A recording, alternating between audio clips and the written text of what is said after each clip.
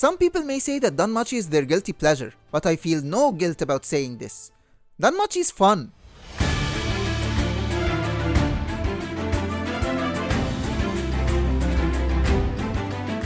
It's got a bit of everything: romance, comedy, action, and adventure, and a lot of people are sleeping on it. Or at least, that's what it feels like, and after its first season, it's no wonder why. Let's not mince words here. At first, I thought that DanMachi was just another Sword Art Online clone, and it didn't help having Matsuoka Yoshitsugu voice Bell, the same voice actor as Kirito, but I decided to stick with it just because it was a fun ride, and now, after completing Season 4, DanMachi might be the most improved anime I've seen in recent memory. It got out of SAO's shadow, and now stands on its own 2 feet, and I can proudly shout that I love DanMachi. And it's time to go down into the depths and see how DanMachi became one of the most fun fantasy anime in recent memory. DanMachi's story is about Bell Cranel, a young adventurer in the Hestia familia who seeks to be the strongest there is. That's basically it. Yes, of course he gets help from his allies in the face of every challenge that comes their way, but that's basically the main overarching plot of the series, and while it is that simple, that's all it needs. It's just like your basic shonen, just with harem elements with the same clueless protagonist. And now, it's Synopsis time. DanMachi takes place in the city of Orario, your basic isekai world where humans live hand in hand with deities in what they call familias, with the twist that the danger is in the center of the town in the form of what's known as the dungeon, where adventurers go to explore and fight monsters. It's not the most creative name, but it gets the message across. And it's the job of every adventurer to go down said dungeon and explore its mysteries, and that's where the story starts. With Bell going in the dungeon, but being cornered by a stray minotaur that the Loki familia failed to finish off. But luckily, Eyes Wallenstein, or whatever,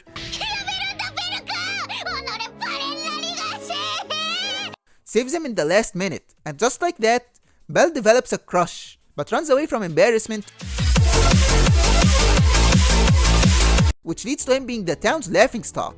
But thanks to that, Bell gains a new goal: to be strong enough to be able to stand side by side with Eyes, and from there, we follow his adventure to get stronger while training, facing unprecedented challenges, and even going against other adventurers, whether they challenge the Hestia familia like in Season 2 during the war game against the Apollo familia, or when saving Haruhime from the Ishtar familia in the Red Light District in the second half of Season 2, or due to the familia standing up for what they believe is right, like protecting the Xenos in Season 3, which by the way, that was when I really started to love DanMachi. Each and every season just kept getting better and better, especially Season 4. It's by far my favorite, and that may be due to recency bias, but with its drastic change in tone and the fact that every character grows and shows off their strengths, that they're not just Bell's B team, really sold it for me. And while Season 1 is the weakest, no doubt, it helped to set up the world and introduce us to the many different characters we get to meet, whether they're foes or allies. I'll admit that in terms of story, DanMachi was kind of a slow burn. It doesn't do anything special, and that's not what it's trying to do. It's simple, but this simplicity is what allowed it to be one of the best anime to just put on and enjoy. No need to rack your brain about some grandiose, pompous plot or a deep lesson. Just your basic anime lesson to never give up, even if Bell can sometimes be way too whiny. And now's a good time to talk about the characters. Nice transition, huh? I'll admit that they might not be the deepest out there. In fact, a lot of them are defined by a single trait or trope, but they are interesting, although not all of them. And I do like their designs. Each one is unique. And of course, Hestia is Bestia, even if back in the day Hestia's design was kind of a hot topic. And why wouldn't it be? She's a lolly wearing a virgin killer dress with a blue ribbon that's there to accentuate the plot. But I'll admit that I like it, and it's a good thing that the animation can bring out their uniqueness.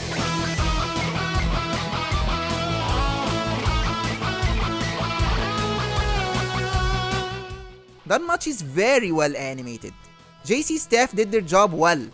It's not jaw-dropping gorgeous animation, but it's fluid and one of the anime's stronger aspects, and it gets to show off especially during its fight scenes. It's got impact, and Bell's fighting style does help in making the fight stand out with his mix of magic and quick knife fighting style, making it one of the more flashier fight choreographies out there. And later when he starts gaining more and more allies, we get to see even more varied fighting styles from archers, magicians, tanks, basically your normal RPG party, and it's a lot of fun.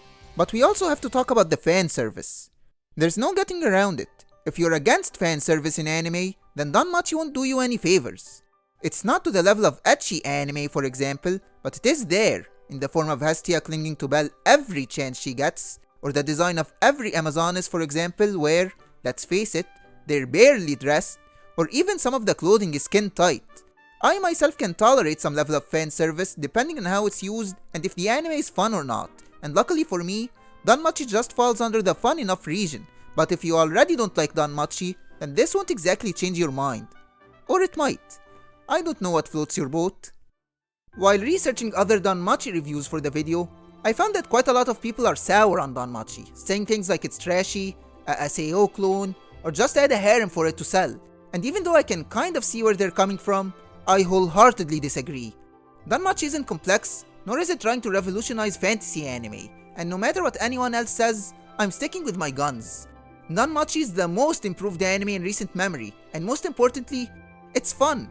Even if Season 4 had a drastic change in tone, becoming more of a thriller, and even then it was a blast. I'm not ashamed to say it. I love DanMachi. Thank you guys for watching, and I hope you liked the video, and it's time to try a call for action. Why not watch another video? It's algorithm recommended, and while you're at it, subscribe. It'll help me out a ton. Thank you guys again. This has been Eiyuu, and until next time, matane.